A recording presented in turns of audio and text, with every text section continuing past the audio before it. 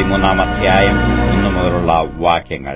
യഹോവ പിന്നെയും മോശയോട് അരുളിച്ചെയ്തത്, ഇസ്രായേൽ മക്കൾക്ക് ഞാൻ കൊടുപ്പാനിരിക്കുന്ന കനാൻ ദേശം ഒറ്റുനോക്കേണ്ടതിന് ആളുകളെ അയക്കാം.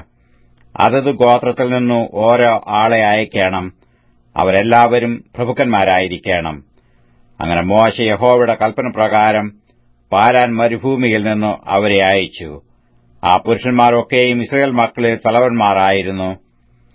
അവരുടെ പേരാവിത്: രൂബേൻ ഗോത്രത്തിൽ സെക്കൂറിന്റെ മകൻ ശമ്മൂവ, ശിമെയോൻ ഗോത്രത്തിൽ ഹോരിയുടെ മകൻ ശാഫാത്ത്, യഹൂദാ ഗോത്രത്തിൽ യെഫുന്നിയുടെ മകൻ കാലേബ്, ഇസഹാർ ഗോത്രത്തിൽ യോസഫിന്റെ മകൻ ഈഗാൽ, എഫ്രയീം ഗോത്രത്തിൽ നൂന്റെ മകൻ ഹോശേയ, ബെന്യാമീൻ ഗോത്രത്തിൽ രാഫുവിന്റെ മകൻ പൽത്തി, സെബുലൂൻ ഗോത്രത്തിൽ സോദിയുടെ മകൻ ഗദ്ദിയേൽ, യോസഫിന്റെ ഗോത്രമായ മനശ്ശെ ഗോത്രത്തിൽ സൂസിയുടെ മകൻ ഗദ്ദി, ദാൻ ഗോത്രത്തിൽ ഗെമല്ലിയുടെ മകൻ അമ്മിയേൽ, ആശേർ ഗോത്രത്തിൽ മീഖായേലിന്റെ മകൻ സെഥൂർ, നഫ്താലി ഗോത്രത്തിൽ വൊപ്സിയുടെ മകൻ നഹ്ബി, ഗാദ് ഗോത്രത്തിൽ മാഖിയുടെ മകൻ ഗെയുവേൽ.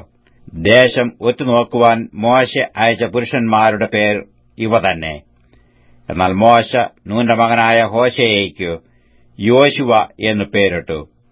മോശ കനാൻ ദേശം ഒറ്റുനോക്കുവാൻ അവരെ അയച്ചു. അവരോട്, നിങ്ങൾ ഈ വഴി തെക്കേ ദേശത്ത് ചെന്ന് മലയിൽ കയറി ദേശം ഏതുവിധമുള്ളത്, അതിൽ കുടിയിരിക്കുന്ന ജനം ബലവാന്മാരോ ബലഹീനരോ, ചുരുക്കമോ അധികമോ, അവർ പാർക്കുന്ന ദേശം നല്ലതോ ആകാത്തതോ, അവർ വസിക്കുന്ന പട്ടണങ്ങൾ പാളയങ്ങളോ കോട്ടകളോ, ദേശം പുഷ്ടിയുള്ളതോ പുഷ്ടിയില്ലാത്തതോ, അതിൽ വൃക്ഷം ഉണ്ടോ ഇല്ലയോ എന്നിങ്ങനെ നോക്കി അറിവീൻ.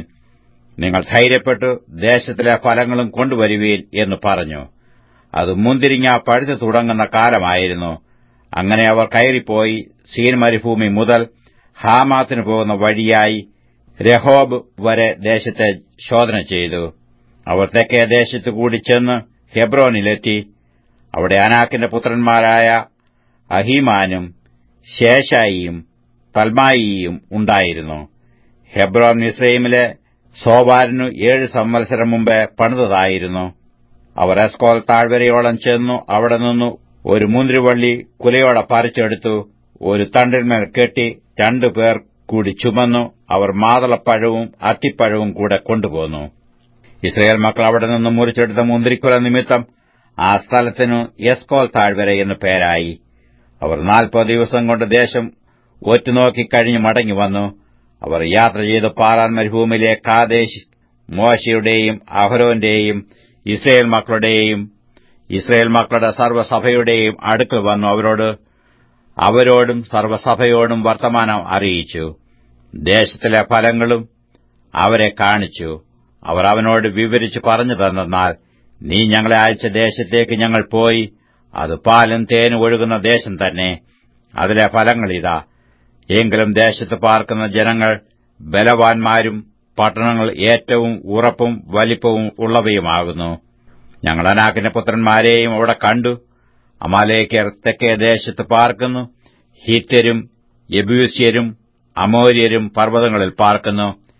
കനാന്യർ കടൽക്കരയിലും യോർദാൻ നദീതീരത്തും പാർക്കുന്നു. എന്നാൽ കാലേബ് മോശെയുടെ മുമ്പാകെ ജനത്തെ അമർത്തി, നാം ചെന്നു അത് കൈവശമാക്കുക, അത് ജയിപ്പാൻ നമുക്ക് കഴിയും എന്ന് പറഞ്ഞു. എങ്കിലും അവനോടുകൂടെ പോയിരുന്ന പുരുഷന്മാർ, ആ ജനത്തിന്റെ നേരെ ചെല്ലുവാൻ നമുക്ക് കഴിയുകയില്ല, അവർ നമ്മിലും ബലവാന്മാർ ആകുന്നു എന്ന് പറഞ്ഞു. തങ്ങൾ ഒറ്റുനോക്കിയ ദേശത്തെക്കുറിച്ചു അവർ ഇസ്രായേൽ മക്കളോട് ദുർവർത്തമാനമായി പറഞ്ഞു തന്നാൽ, ഞങ്ങൾ സഞ്ചരിച്ചു ഒറ്റുനോക്കിയ ദേശം നിവാസികളെ തിന്നുകളയുന്ന ദേശമാകുന്നു. ഞങ്ങൾ അവിടെ കണ്ട ജനമൊക്കെയും അതികായന്മാർ. അവിടെ ഞങ്ങൾ മലന്മാരുടെ സന്തതികളായ അനാക്യ മലന്മാരെയും കണ്ടു. ഞങ്ങൾക്ക് തന്നെ ഞങ്ങൾ വെട്ടിക്കിളികളെപ്പോലെ തോന്നി. അവരുടെ കാഴ്ചയ്ക്കും ഞങ്ങൾ അങ്ങനെ തന്നെയായിരുന്നു.